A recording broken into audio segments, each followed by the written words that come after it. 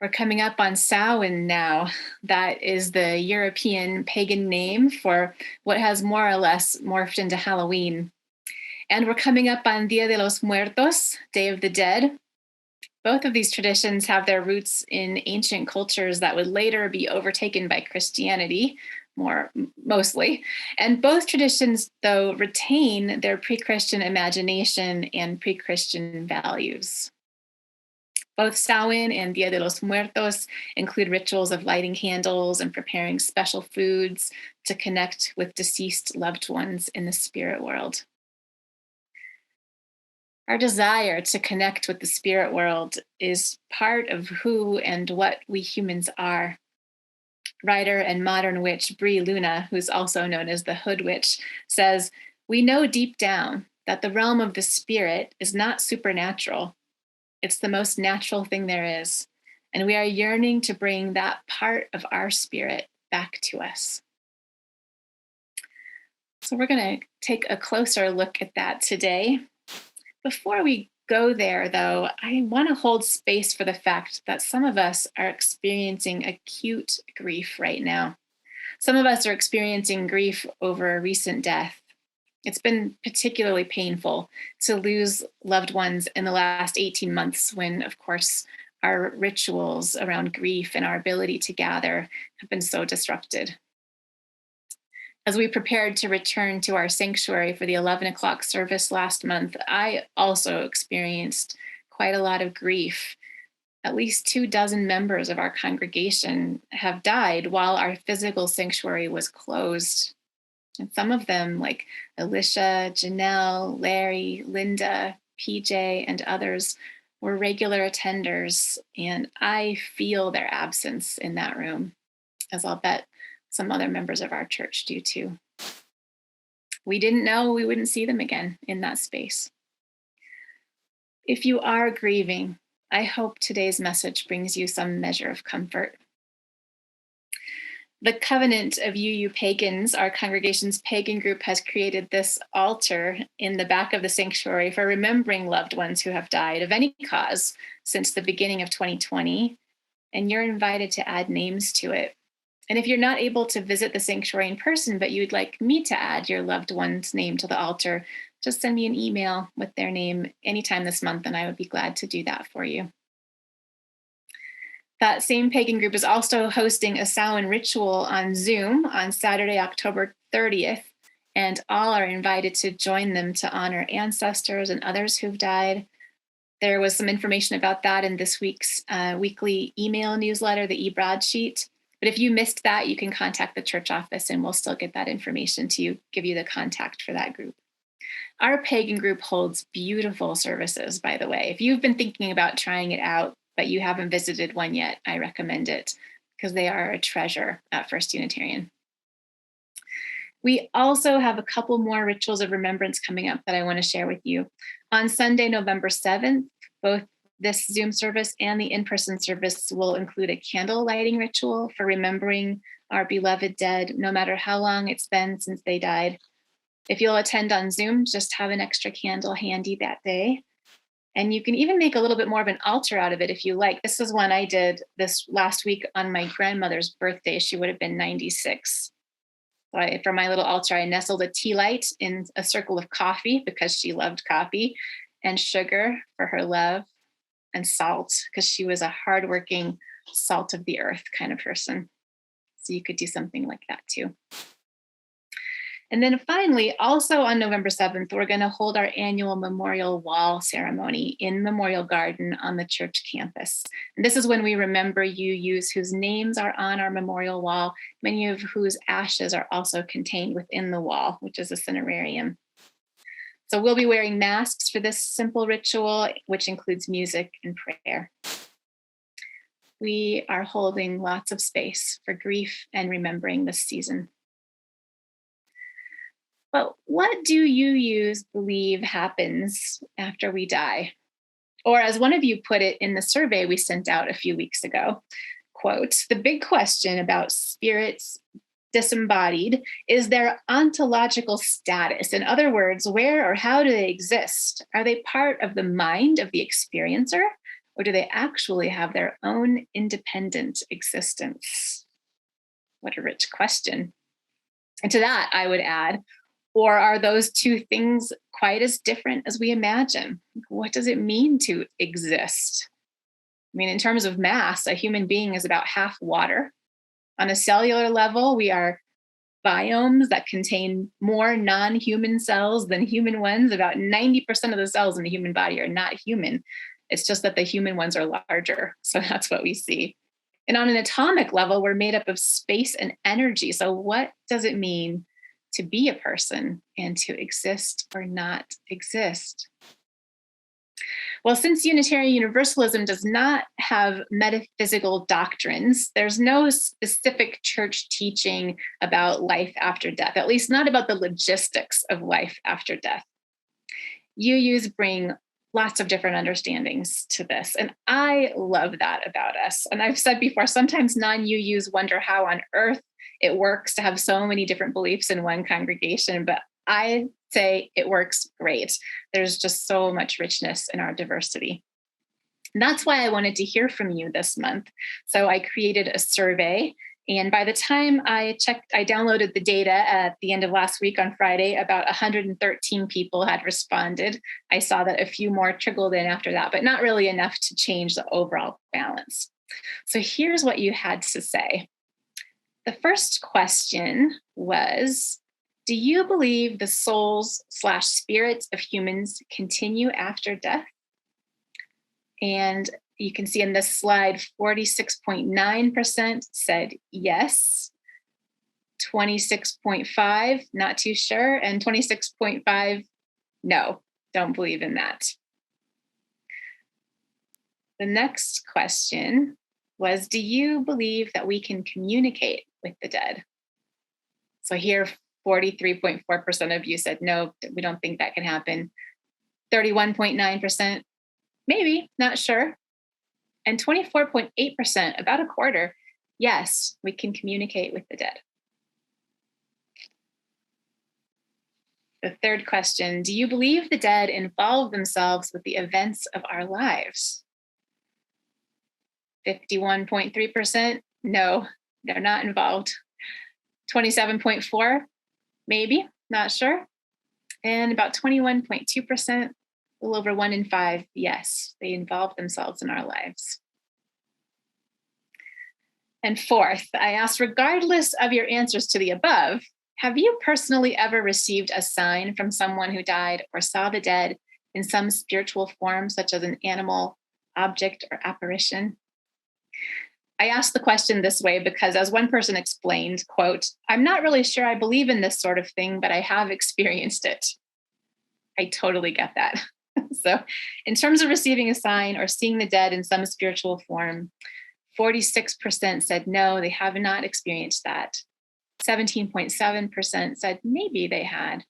And 36.3% said yes, which is noticeably higher than some of the earlier answers about believing in these things. So I find that very interesting. All right. And then the last two questions in the survey were, do you want to tell us about it? And is there anything else you'd like to share about spirits or communicating with them? So this part was a survey of stories, and they are so interesting, beautiful, and mysterious. A parent whose son died wrote that they often receive signs from him, that they send him love and feel his love coming back to them. Another, by the way, I did say in the survey that I would share some answers without the identifying details, so these folks know I was going to share a little bit. Another person, after witnessing their aunt who was near death have a seemingly robust conversation with an older relative who had already died, this person says, I've always wondered about that conversation. Perhaps my aunt's great aunt came to ease her over into the great beyond. After hearing the voice of a recently deceased friend speak into her ear, another person wrote, there was no one near me, and this was something he totally would have said. And I believe that it was him. He was a strong believer in ghosts, and I have wondered if believing influences us after death. Like, because he believed in ghosts, he was able to communicate before he moved on. A hospice worker who responded to the survey shared that they have, quote, received testimony from multiple patients over their 25-year career of a transitional person welcoming them into the afterworld as they prepare to die. Many appearances up and to the left of the patient lying in bed.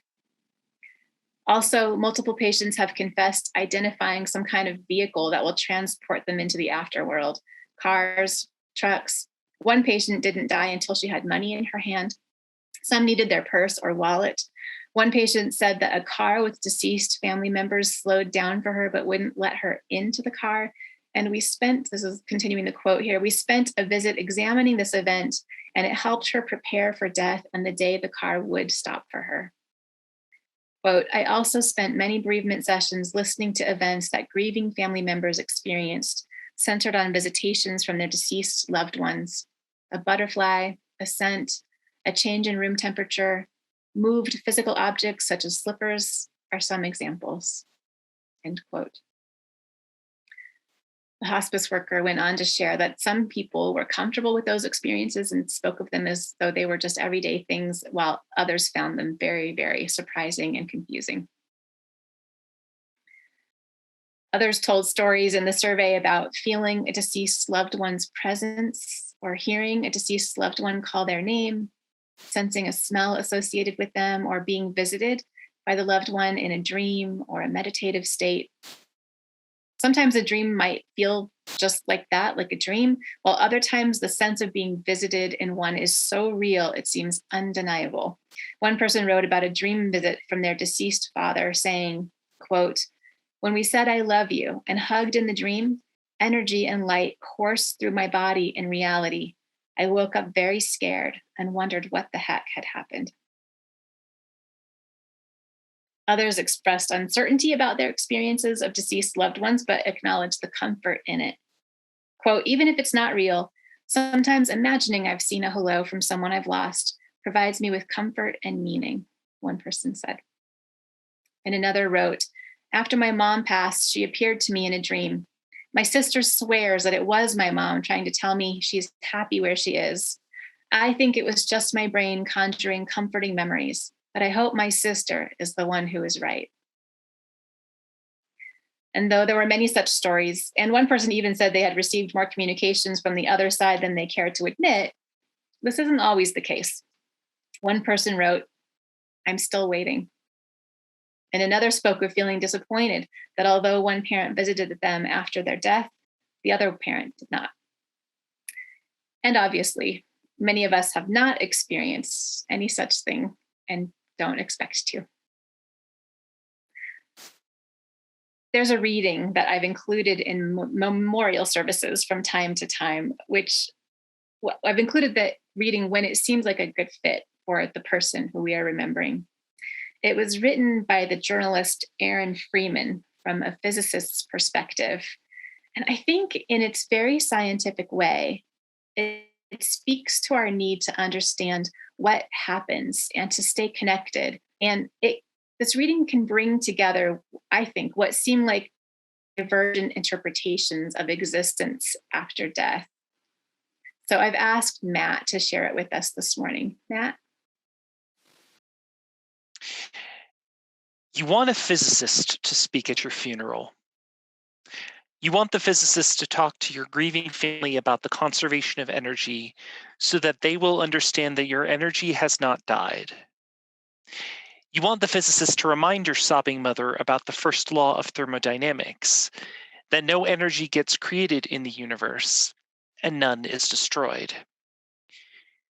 You want your mother to know that all your energy, every vibration, every BTU of heat, every wave of every particle that was her beloved child remains with her in this world. You want the physicist to tell your weeping father that amid the energies of the cosmos, you gave as good as you got. And at one point, you'd hope that the physicist would step down from the pulpit and walk to your broken-hearted spouse there in the pew and tell them that all the photons that ever bounced off your face All the particles whose paths were interrupted by your smile, by the touch of your hair, hundreds of trillions of particles have raced off like children, their ways forever changed by you. And as your widow rocks in the arms of a loving family, may the physicist let them know that all the photons that bounced from you were gathered in the particle detectors that are their eyes. That those photons created within their constellations of electromagnetically charged neurons whose energy will go on forever. And the physicist will remind the congregation of how much all of our energy is given off as heat. There may be a few fanning themselves with their programs as they say it, and they will tell them that their warmth that flowed through you in life is still here, still part of all that we are, even as we who mourn continue the heat of our own lives. And you'll want the physicist to explain to those who loved you that they need not have faith. Indeed, they should not have faith. Let them know that they can measure, that scientists have measured precisely the conservation of energy and found it accurate, verifiable, and consistent across space and time. You can hope your family will examine the evidence and satisfy themselves that the science is sound and that they'll be comforted to know that your energy is still around. According to the law of the conservation of energy, not a bit of you is gone. You're just less orderly. Amen. Thank you, Matt. I did run this reading by an actual physicist from our congregation, by the way, and he affirmed that it sounds about right. Nothing is created, nothing is destroyed. All is one. We are just ordered, disordered, and reordered from the stuff of the cosmos. Last weekend, we held yet another memorial service under the big cottonwood in the courtyard. We never used to do that really before COVID, but I think it's one of the gifts of this time. That courtyard is as sacred a space as our sanctuary. Some of you might think of these even more so, with the big sky stretched out above and our feet right there on the ground, and that tree, that giant cottonwood, which has witnessed the whole life of this church spread out in between.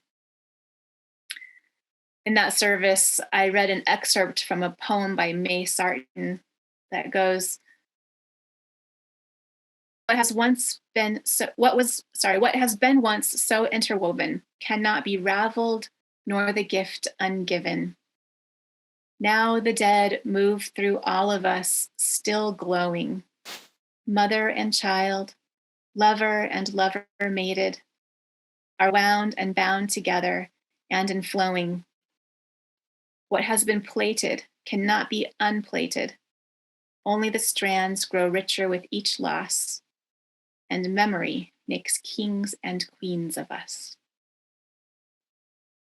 Plaited means braided or interwoven. Now the dead move through all of us, still glowing. What has been plated cannot be unplated.